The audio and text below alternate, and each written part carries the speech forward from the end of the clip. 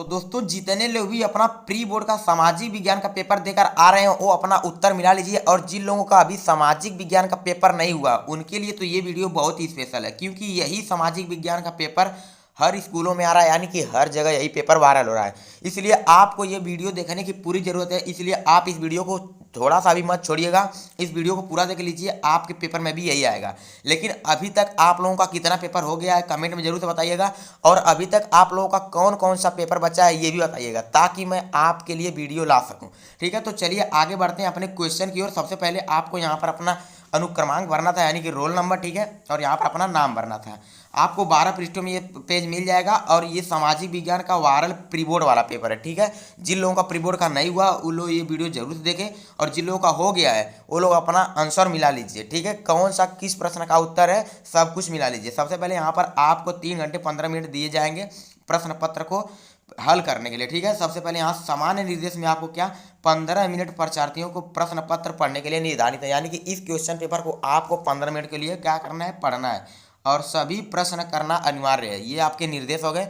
निर्देश आपको सही से पढ़ना है, और एक बार निर्देश पढ़ लीजिए। यही निर्देश हर पेपर में लिखा होता है, आपको हर पेपर में पढ़ने की जरूरत नहीं है। ठीक है, यह प्रश्न पत्र 2 खंडों में विभाजित होगा, अ और ब। ठीक है, अ में क्या होंगे आपके 20 बहुविकल्पी होंगे, और ब में क्या होंगे आपके लिखने वाले प्रश्न होंगे, यानी कि वर्णनात्मक प्रश्न। ठीक है, अब आगे बढ़ते हैं, जो आपके प्रश्न हैं उनको देखते हैं। ठीक है, आपको यहाँ तक समझ में आ गया होगा। अगला देखते हैं, खंड ब में आपको बहुविकल्पी क्वेश्चन मिल जाएंगे, और खंड ब में आपको क्या मिलेंगे, ओएमआर में भरने वाले क्वेश्चन मिलेंगे, ये जो 20 नंबर के होते हैं बहुविकल्पी। और जो खंड ब होता है यानी कि वर्णनात्मक प्रश्न, उसमें आपको 50 अंकों का क्या मिलेगा, लिखने वाला प्रश्न मिलेगा, यानी कि वर्णनात्मक प्रश्न। उसमें भी 2 भाग होंगे। ठीक है, वर्णनात्मक प्रश्न 1 यानी कि 4 नंबर वाला, और 6 नंबर वाला। ये आपको 2 क्वेश्चन मिल जाएंगे, 4 क्वेश्चन मिलेंगे, 4 नंबर वाला और 6 नंबर वाला। यानी कि यहाँ से 4 क्वेश्चन इधर से मिलेंगे तो 16 नंबर हो जाएगा, 4 क्वेश्चन इधर से मिलेंगे तो 4 छक 24 नंबर हो जाएगा। यानी कि टोटल को ऐड करेंगे तो हो जाएगा हमारा 40 नंबर। ठीक है, और 10 नंबर आपको मिलेगा मैथ से, और 20 नंबर आपका मिलेगा बहुविकल्पी से, यानी कि टोटल हो गए आपके 70 नंबर। ठीक है, ऐसे ही आपको पेपर में मिलेगा। यही चीज़ें सेम टू सेम लिखा है। और दृष्टिबाधित छात्रों को मानचित्र कार्य नहीं करना है, मतलब जिन लोगों को आँख से देखने में प्रॉब्लम है वो लोग मानचित्र कार्य नहीं करेंगे।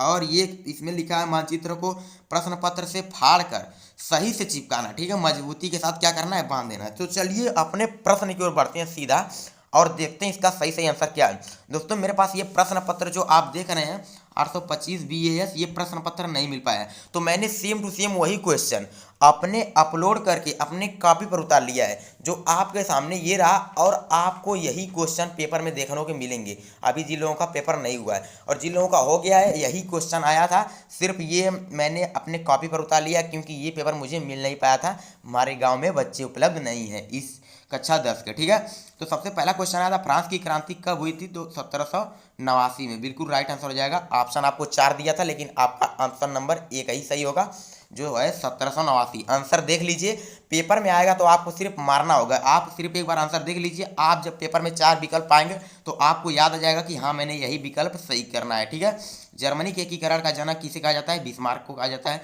तीसरा प्रश्न आया था BAS में। ठीक है, भारत का पहला लौह इस्पात संयंत्र कहाँ स्थापित किया गया था, तो जमशेदपुर में। ठीक है, आपको पता ही होगा। चौथा, अंतर्राष्ट्रीय विश्व बैंक की स्थापना कहाँ हुई थी, तो 19 कब हुई थी, तो 1944 में हुई थी। ठीक है, ये आपका प्रश्न है, और जिन लोगों का पेपर नहीं हुआ है उन लोगों के लिए ये वीडियो बहुत ही इंपॉर्टेंट है, क्योंकि यही प्रश्न हर जगह आ रहे हैं। ठीक है, विश्व में आर्थिक महामंदी कब हुई थी, तो 1929 में।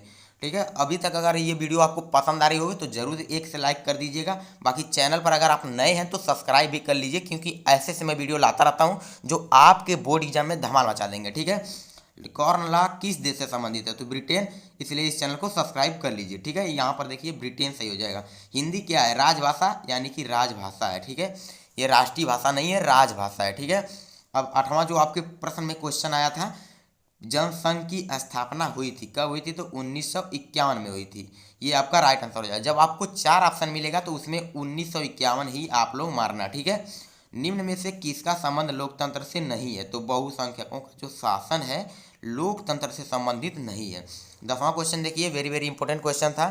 भारत के संविधान में महिलाओं के लिए आरक्षण की व्यवस्था है, स्थानीय संस्थाओं में आपको ऑप्शन दिया था, ऑप्शन सी या फिर डी ऑप्शन दिया था स्थानीय संस्थाओं में, तो वही आपका सही आंसर हो जाएगा। ठीक है, आपको जब पेपर मिलेगा तो आप देख लीजिएगा, यही सब ऑप्शन में रहेगा और आपको इन्हीं को मारना है जो मैं लिख के लाया हूँ। निम्न में इसका कौन सा आर्थिक विकास का लक्ष्य है? आर्थिक विकास का लक्ष्य कौन सा हो जाएगा? इनमें से सभी, यानी कि रोजगार भी है, उपभोग में वृद्धि भी है, स्वतंत्रता भी है, यानी कि इनमें से सभी, यानी कि ये सब है।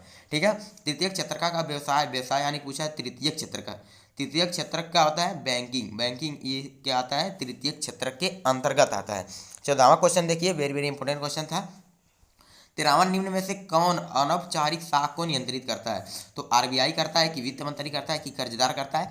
ये कोई नहीं करता है। ठीक है, यानी कि इनमें से कोई नहीं, जो आपका ऑप्शन नंबर डी मिलेगा वो रहेगा इनमें से कोई नहीं, और आपको उसी पे टिक लगाना है। ठीक है, 14वां क्वेश्चन देखिए, निम्न में से कौन अंतर्राष्ट्रीय व्यापार का अवरोधक है?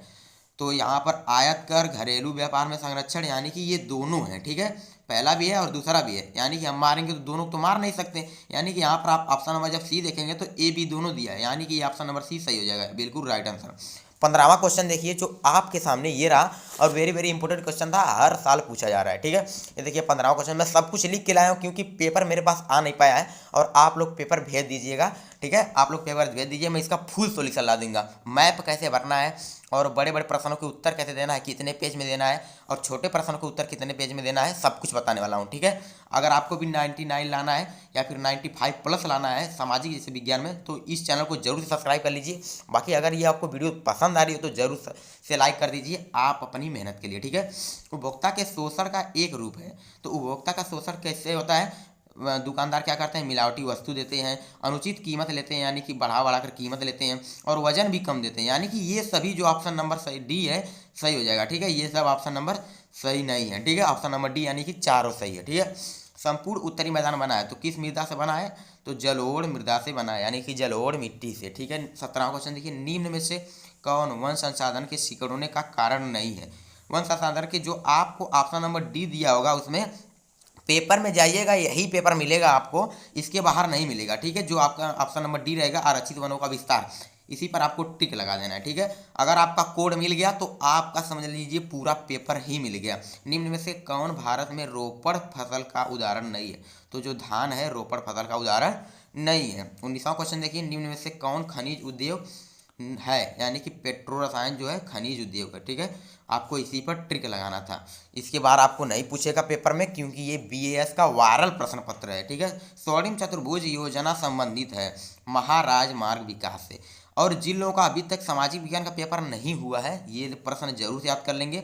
आप इन प्रश्नों को हल्के में मत लीजिएगा क्योंकि ये प्रश्न पूछे गए हैं किसी स्कूल में, इसलिए मैं आपके सामने ये लाया हूँ। ठीक है, इन प्रश्नों को जरूर से तैयार करिए, और जिनका हो गया है वो लोग तो अपना उत्तर मिला ही लेंगे। ठीक है, यही सब सही उत्तर है, और जिनका अभी किस किस सब्जेक्ट का पेपर बचा है कमेंट में जरूर से बता देना, ताकि मैं उसके लिए वीडियो लाऊं और आप लोग अपने प्री बोर्ड हो चाहे बोर्ड में आप अपने फोड़ लीजिए। ठीक है, फोड़ लीजिए मतलब 95% प्लस अगेन कर लीजिए। ठीक है, और जिन लोगों का अभी किस सब्जेक्ट का क्वेश्चन पेपर चाहिए, और कोई भी अगर आपको कमेंट में कुछ भी नहीं आ रहा है तो आप कमेंट जरूर से कीजिए, क्योंकि बड़े बड़े जो यूट्यूबर होते हैं आपके कमेंट नहीं पढ़ते हैं। मैं आपको कमेंट भी करूंगा और आपके कमेंट भी पढ़ूंगा और आपका उत्तर भी आएगा, इसलिए आपको कोई भी डाउट हो तो आप कमेंट जरूर से कीजिएगा ताकि मैं आपके लिए उसका सॉल्यूशन ला सकूं। तो बाकी आज के लिए इतना ही, अगर आपको वीडियो पसंद है तो लाइक जरूर से कर दीजिएगा। बाकी लाइक करने के लिए आप सभी को धन्यवाद।